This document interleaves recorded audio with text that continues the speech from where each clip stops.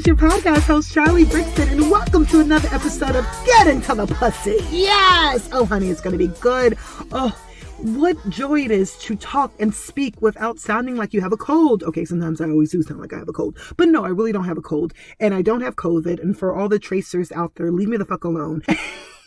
No, it gets really weird, right? When you start sneezing and everyone looks at you and it's like, dude, maybe my period is just coming on. Maybe my immune system is dropping a little bit. The weather's changing. Speaking of the weather, do you find yourself reaching for that hoodie? Or like getting that cardigan in your closet or reaching for that blanket?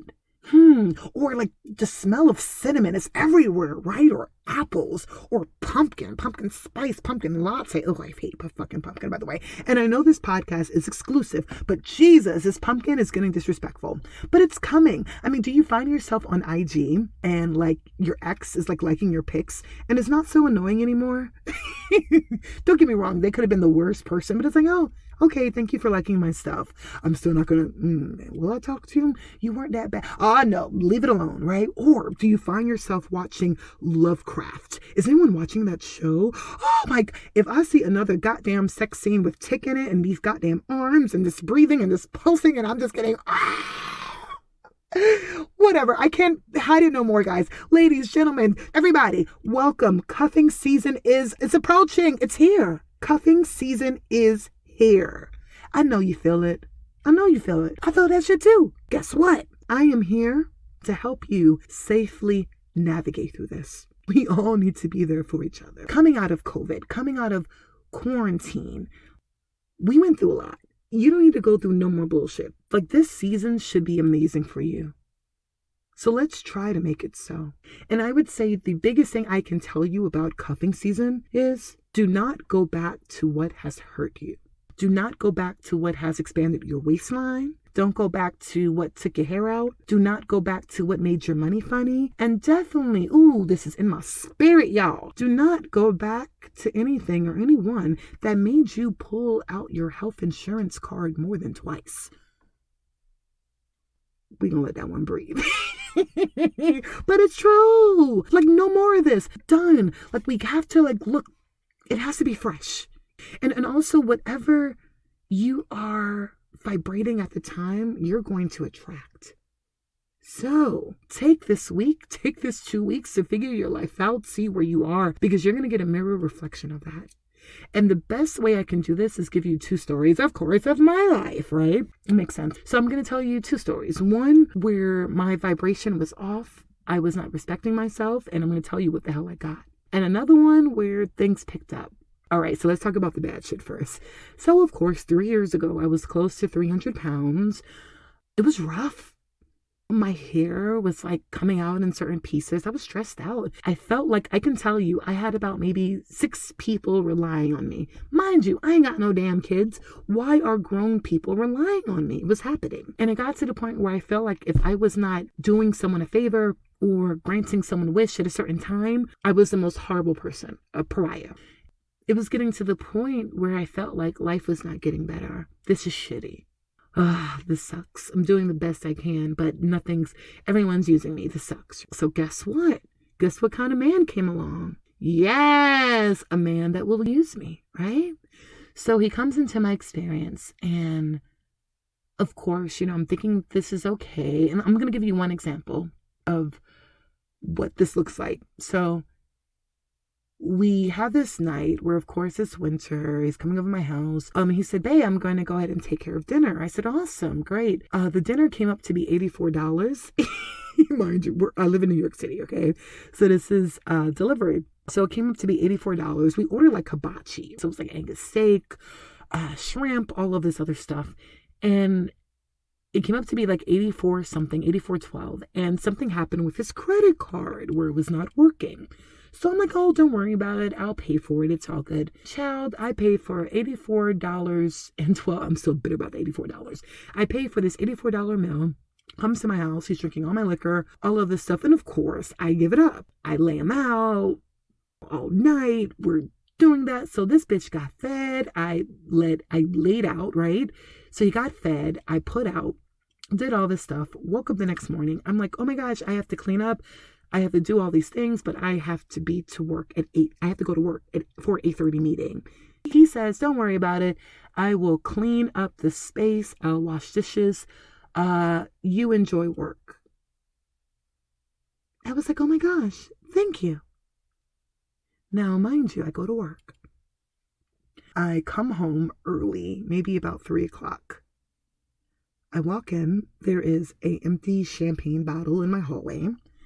Mind you, we did not have champagne that night. We had Prosecco.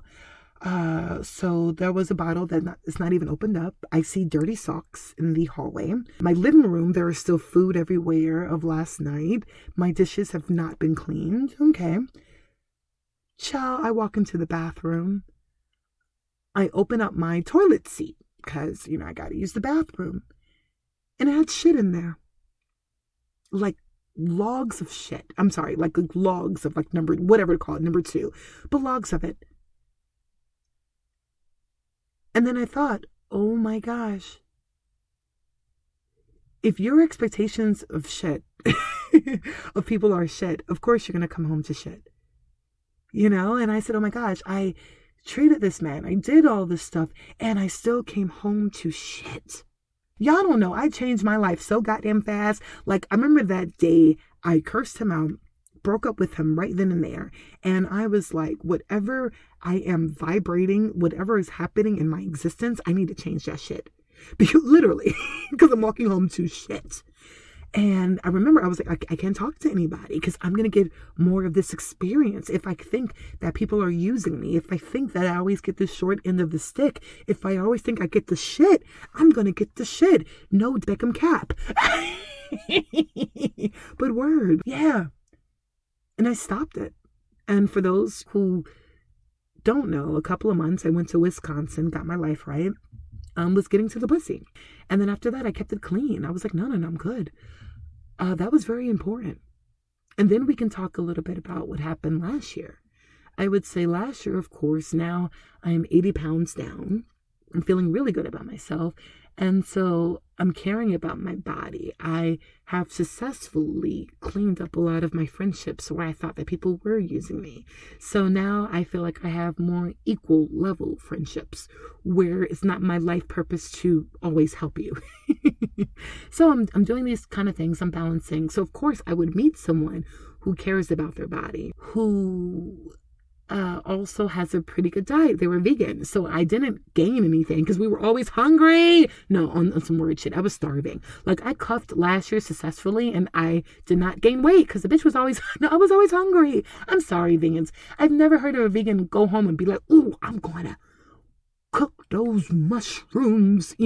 Usually it's like, oh my gosh, I'm making vegan chili and the cornbread. Everybody goes crazy over the cornbread. Yay. I'm just bugging because I'm going over my friend's house later on and we're having vegan chili and cornbread, but I'm going to be hyped over the cornbread. Oh, but it was a good time. I say emotionally, no, nothing came from it because where I was more focused on transforming and changing. And this whole thing about love, I had 1 foot in, 1 foot out. I'm like, I got shit to do. I've been wanting this my whole life, and it's never been the way I thought it would be. So I'm going to give time to this, and I'm going to focus on my body. And so, of course, I got someone my same vibration. A little bit lazier than me. But I did get someone close to my same vibration. And when it was all over, by January 1st, we partied New Year's. By my birthday on the 19th, it was a wrap. Goodbye. No Valentine's Day. When it gets into Valentine's Day, that's when y'all need a conversation. But it was a clean sweep. And I can say I had a wonderful 3 months of, or maybe, 3 months of coming home, cooking, talking to someone, having sex, lots of it, honey. It was clean. It was decent. I did understand a little bit from my own. I did wanted a little bit more intimacy. But then I realized what I was giving out vibrationally last year. Oh, honey, I had walls up. There was no way you were going to get to know me because I was still figuring myself out. So with me coming into this, I want to encourage you to really check where you are. If you feel that you are not valued at this time, if you're doing everything for everyone and you feel that there is no value, careful. that person may come into your life and they may treat you well for about 2 or 3 days, and it's going to change. Because someone can only act how you treat yourself. I probably fucked that up and I said that horrible, but you teach a person how to treat you. You give these boundaries. But also you can't trick people. Like another thing that I know one of my girlfriends used for cuffing season as a way to get into a relationship. For example, I was hearing her out. She got with this guy and she had sex with him on the first night. All right, shit happens. And later on, they were having sex. So, okay, so if you have sex with someone the first night, either or, but you may see them again, you may have sex some more, especially if it's good. And that's what happened. So it ended up turning into a sexual relationship, and it's not what she wanted. She wanted intimacy. She wanted to go out. So when she told the guy, she was like, no more sex. I want marriage. And mind you, he was a good guy. But he was like, what the fuck? Like, you never spoke about marriage. I understand this, but we've only known each other for 2 months. But she's like, but you had sex with me on the first day. So you mean to tell me you can't wait for me? But he's like, yeah, I had sex with you. Why am I waiting? Anyways, it was going back and forth. He ended up breaking up with her because he's like, look, I respect you. I would really love if we could do this one-on-one, but you know, I'm a man, I have sexual needs. We started this and I feel like in a way you trapped me. Gag, right? So she's upset. He's clear, but I think that I don't know. I can't call this. Like, was she trapped? Did he trap? I don't know. But I know that if cuffing, you have to have boundaries, right? And you have to have boundaries for yourself and your partner. And it's how far you want it to go. Like, where I want to go this season, I don't know. Like I told my trainer's like, oh shit, you're going out on dates? I'm like, yeah. He says, what are you doing differently, Charlie? And I'm like, I'm just smiling. I'm just smiling now. Like I'm smizing through my mask, but I'm smiling. Like, and it's weird. Mal and like they come up and they talk to you.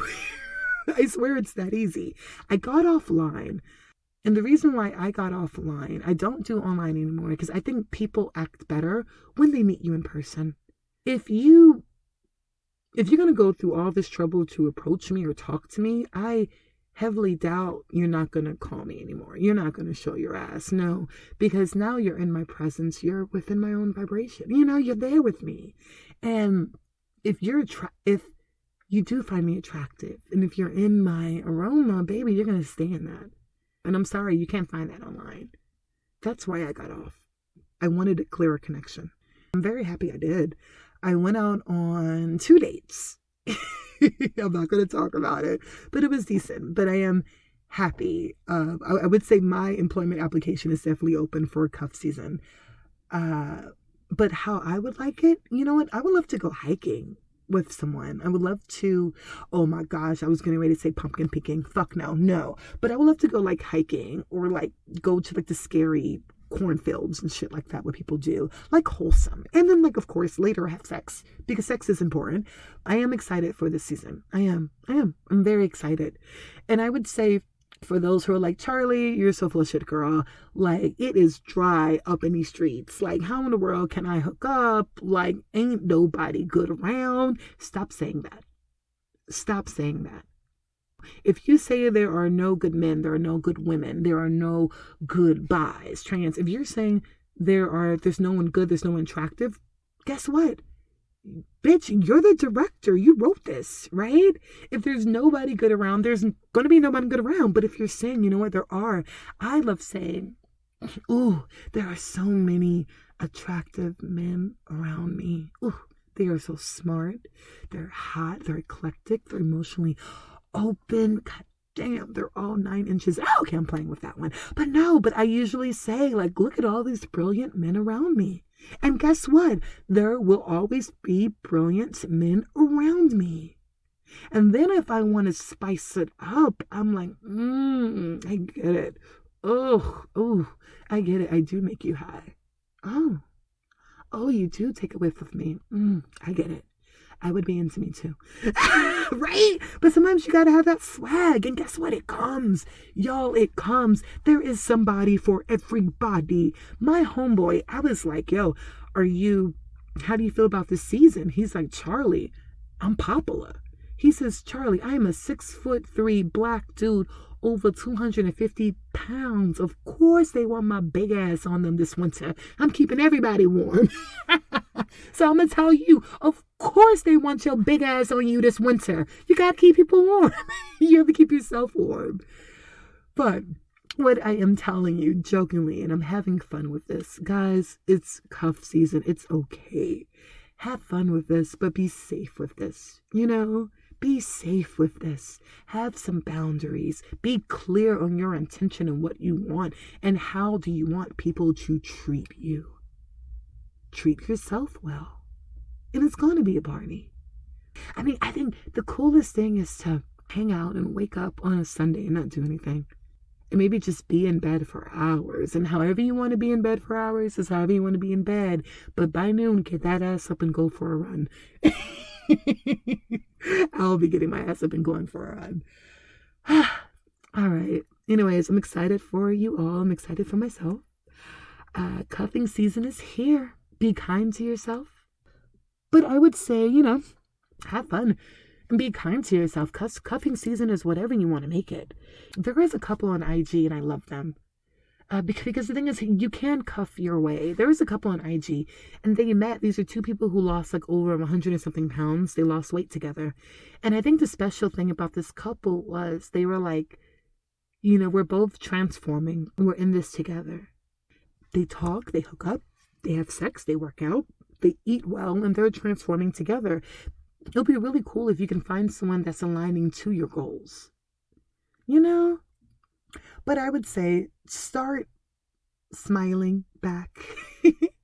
Be a little bit more open. Try your best not to go to that ex or whoever was trying to get at you. And let me be very clear. If your ex or whoever you were messing with, if they did not come and check up on you in March, April, May, June don't count. Because if you were in the world, we were all going through this COVID thing. If they were not checking up on you, March, April, May, leave their ass alone. They don't care about you. And let me be very honest with you. They didn't even care if you were alive or not. Because I'm going to be very clear. And as you know, for friends, family, we all checked up on each other. If you did not get a phone call, and if you get a phone call now, run.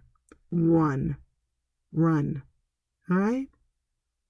Be kind to yourself this cuffing season. I want everyone to be happy, everyone to be within their waistlines, and everyone laid. Or at least I want to get laid. Wish that for me. All right, guys, I am done. I love you dearly. This was fun. Get that hoodie, right? Avoid that pumpkin. I think I'm going to head for that eggnog. Yes! Cuff season is here. Make sure you pay your Netflix bill and your Disney. Bye.